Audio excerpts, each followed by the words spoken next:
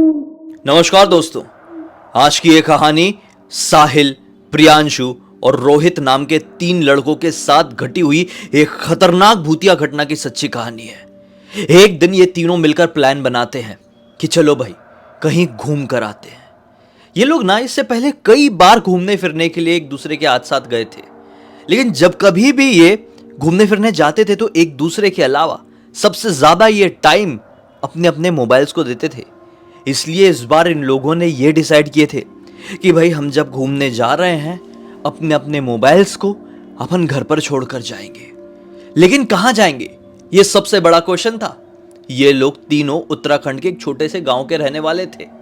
इन लोगों ने डिसाइड किए पूरी मिली भगत में कि यार अपने घर से जो लगभग 70-80 किलोमीटर की दूरी पर एक बड़ा जंगल पड़ता है ना, वहां पर लोग दिन दहाड़े भी पिकनिक मनाने के लिए जाते हैं।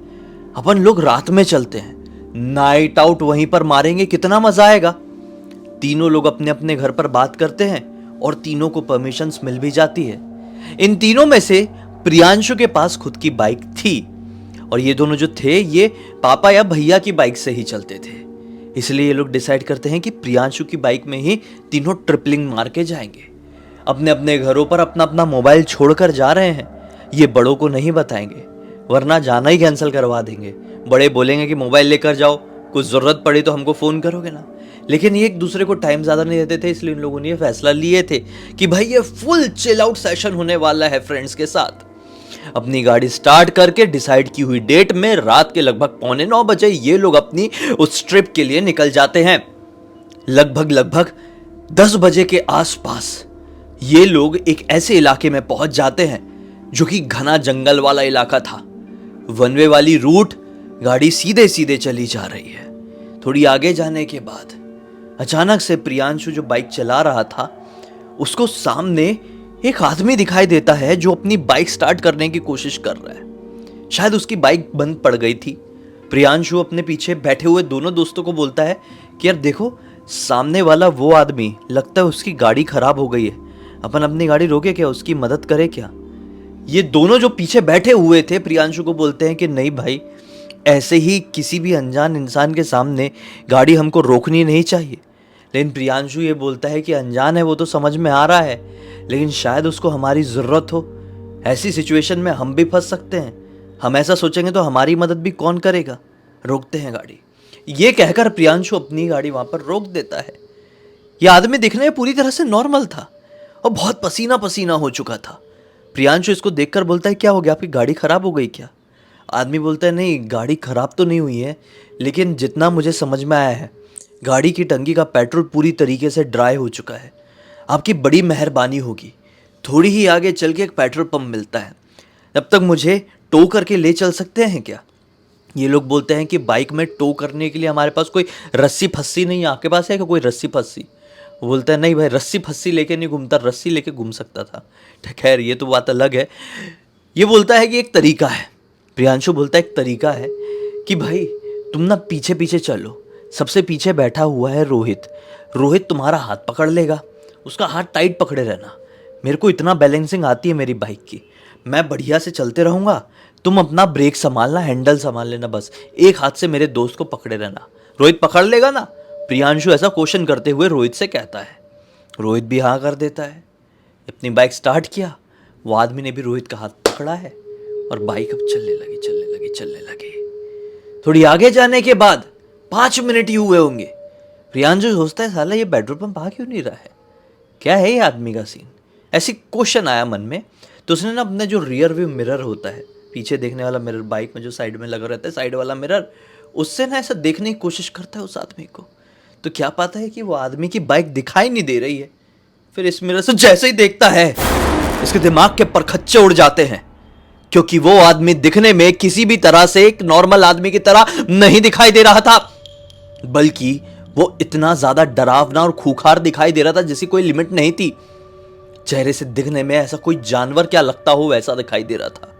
ऐसा लग रहा था एक साइड का फेस इतनी बुरी तरीके से उखड़ा हुआ है कि मैं क्या बताऊं, जैसा किसी ने कुचल दिया है।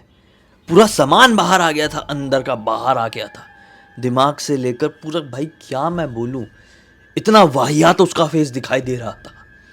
और साथ में उसका जो पूरा हुलिया था, जो उसका कपड़े पहनने का जो ढंग था, जो भी था, वो नॉर्मल से बहुत अलग दिखाई दिया उसको आईने में। वो एकदम समझ गया देख के कि ये जो पीछे चल रहा है वो भूत है। उसकी गाड़ी का बैलेंस बिगड़ गया।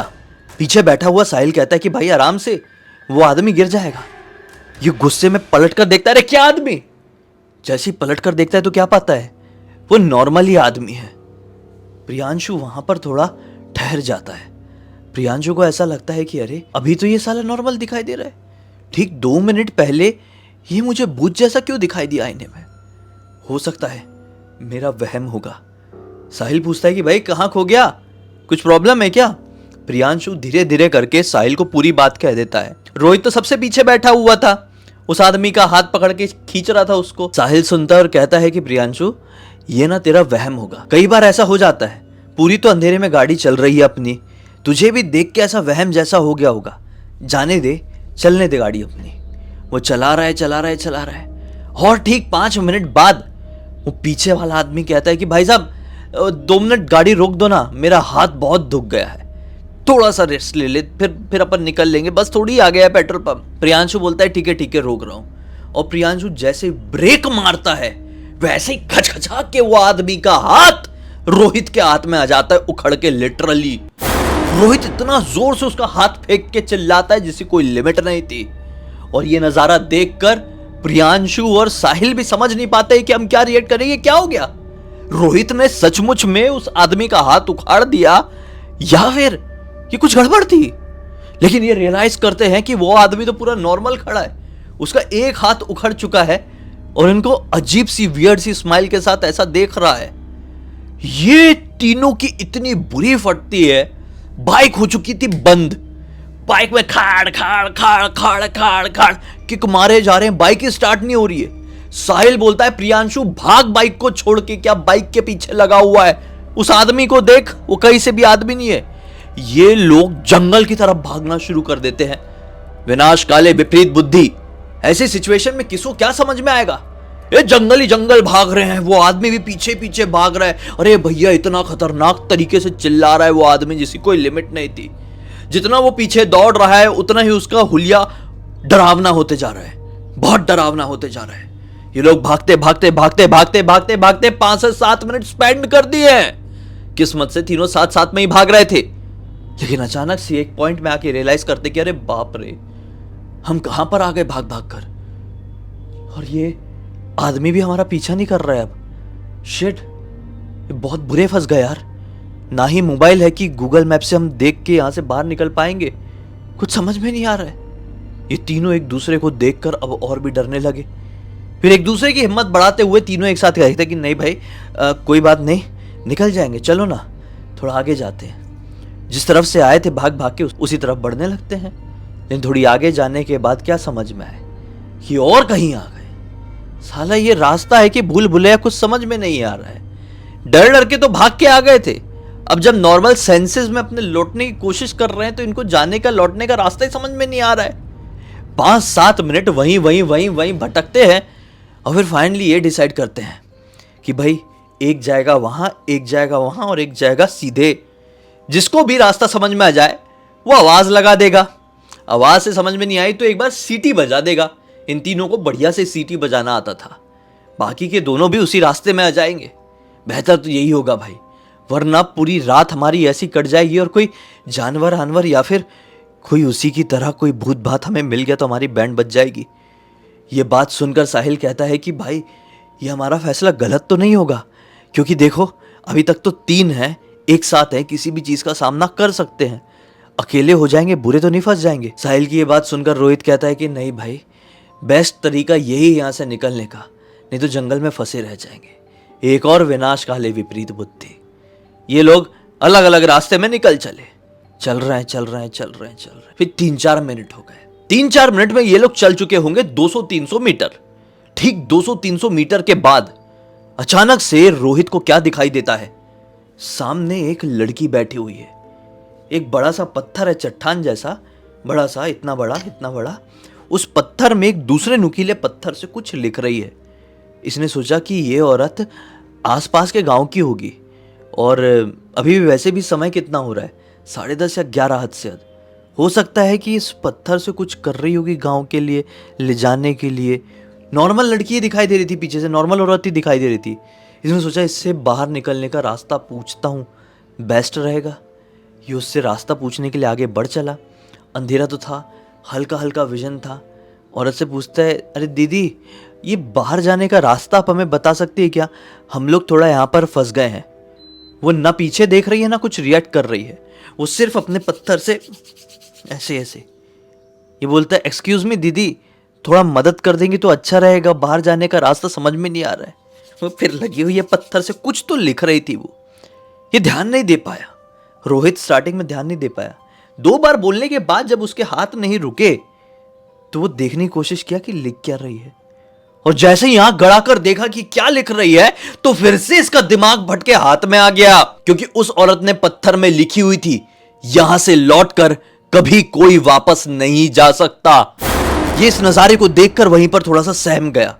इसको समझ में नहीं आया कि ये औरत क्या हिंट देना चाह रही है। इसने उसके कंधे में हाथ लगाया, दीदी ये आप क्या लिख रही है? दीदी का पूरा होंठ यहां से खटा हुआ है और ऐसा लटका हुआ है, ठीक है।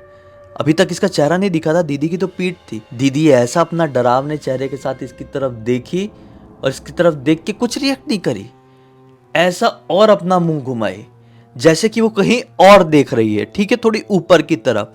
इसने सोचा कि और ऊपर की तरफ क्या देख रही है। इसने उस भूतिया दीदी के नजरों को फॉलो, और जैसे ही सामने वाले पेड़ की एक डाल में देखा है तो वहीं पर चिल्ला के स्तब्ध पड़ गया। इसको दिखाई दिया कि उस पेड़ में ये तीनों उल्टे लटके हुए हैं और तीनों का यहां से पूरा माजमा उखड़ा हुआ है। जी हां, कौन तीनों? यही तीनों दोस्त। ये खुद को वहीं पर उखड़ा कटा पिटा देख पा रहा है। बहुत जोर से चिल्लाया और चिल्लाने के बाद 3-4 सेकंड के लिए वहीं पर जम गया। फिर रियलाइज किया कि अरे बाप रे, और उधर देखने की कोशिश किया कि वो भूतिया दीदी कहां है, तो कोई यहां पर दीदी नहीं थी। सिर्फ पत्थर में लिखा था, यहां पर आने वाला लौटकर वापस नहीं जा सकता है। ये चिल्ला के इतनी बुरी तरह से भागा है, फिर से जहां रास्ता मिला वहां भागा है। इसकी चीख को इसके दोनों दोस्तों ने सुन लिए थे, साहिल और प्रियांशु ने। वो लोग भी और बुरी तरह से भागना शुरू कर दिए कि भाई उसको कुछ ना कुछ तो दिखाई दे दिया, भागो भागो भागो। थोड़ी आगे जाने के बाद तीनों एक दूसरे से मिल लिए, और किस्मत की बात ये थी, जब ये तीनों एक दूसरे से मिले ना, इनको थोड़ी ही आगे एक स्ट्रीट लाइट दिखाई देती। स्ट्रीट लाइट की तरफ तीनों दौड़ दौड़ के गए हैं, और वहीं पर किस्मत से ये लोग पहुंचे ही हैं रोड में ना, इन लोगों को एक ट्रक आता हुआ दिखाई दिया। भैया भैया ट्रक रोको प्लीज, हमारी मदद करो। ट्रक वाले ने ट्रक रोका, इनको ट्रक में बिठाया और फिर इनको इनके गांव की तरफ ही लेकर बढ़ने लगा। बढ़ते बढ़ते ट्रक वाला इनसे पूछता है कि भाई क्या हो गया, क्या तकलीफ हो गई? तुम बड़े घबराए हुए से दिख रहे थे, और इतनी रात गए ऐसी सुनसान सड़क जंगल में क्या कर रहे थे? मेरे अलावा कोई और ट्रक ड्राइवर होता तो तुमको देख के रोकता भी नहीं, क्योंकि डर रहता है ना चोर लुटेरों का। मुझे देख के ऐसा लगा कि रोक देना चाहिए, पता नहीं कैसे लगा। हुआ क्या तुम लोगों के साथ? ये लोग सारी बातें उस ट्रक वाले को बताते हैं। ट्रक वाला कुछ बोल पाता कि इससे तुरंत पहले इनको वो बाइक, प्रियांशु की बाइक रोड में पड़ी हुई मिलती है। ये लोग जल्दी जल्दी बोलते, भैया ट्रक रोक दीजिए, ट्रक रोक दीजिए, और आप भी 2 मिनट रुकिए, हमारी बाइक है वो। ये लोग फटाक से ट्रक से उतरे, बाइक उठाए, बाइक गिरी हुई थी बीच रोड में, और बाइक स्टार्ट हो गई। ये बाइक स्टार्ट किए ही भैया को बोले, भैया थैंक यू सो मच, अगर आप आज नहीं आए होते तो हम जिंदा नहीं बचते। ऐसा बोल के इन लोगों ने अपनी बाइक घुमाई है और सीधे इतना तेज भगाते हुए घर को पहुंचे हैं कि मैं क्या बताऊं। सारी नाइट आउट, सारी ट्रिप, सारी प्लानिंग एक तरफ धरी की धरी रह गई। उस भूतिया रात को गए हुए आज लगभग 7 साल हो चुके हैं, लेकिन आज भी वो घटना इन तीनों के जहन से बाहर नहीं निकल पाई है। इस पूरी की पूरी घटना की जानकारी मुझे किसी और ने नहीं, बल्कि साहिल ने खुद इंस्टाग्राम पर लिख कर भेजा। बोला कि आप पूरी दुनिया को बताइए कि ऐसी ऐसी चीजें भी दुनिया में कई बार घट जाती है। आप भला करने के लिए निकलो किसी का, लेकिन सामने वाला पता नहीं कोई नॉर्मल ही है या फिर आपका उसी लेवल पे नुकसान करने के लिए आया हुआ है। इसी एक नोट के साथ अब इस कहानी का अंत करते हैं। अब तक इस वीडियो को देख लिया तो लाइक जरूर कर देना, चैनल को सब्सक्राइब करके बेल आइकन दबा के ऑल के ऑप्शन में क्लिक करना, क्योंकि इसी तरह के हैरान कर देने वाले खौफनाक वीडियोस डेली आप लोग के सामने लेके आता रहता हूँ। इंस्टाग्राम की लिंक इस वीडियो के डिस्क्रिप्शन बॉक्स में मिल जाए, क्लिक करके डायरेक्टली वहां पर पहुंच जाना। और इसी तरह की कोई भी कहानी, टॉपिक या जानकारी आप लोग के पास भी है तो लिख भेजना। हो सकता है मेरा अगला वीडियो कल आपके हिसाब से ही बन रहा हो। तो चलिए कल फिर से मिलते हैं, तब तक के लिए बहुत बहुत धन्यवाद। आपका दिन शुभ हो।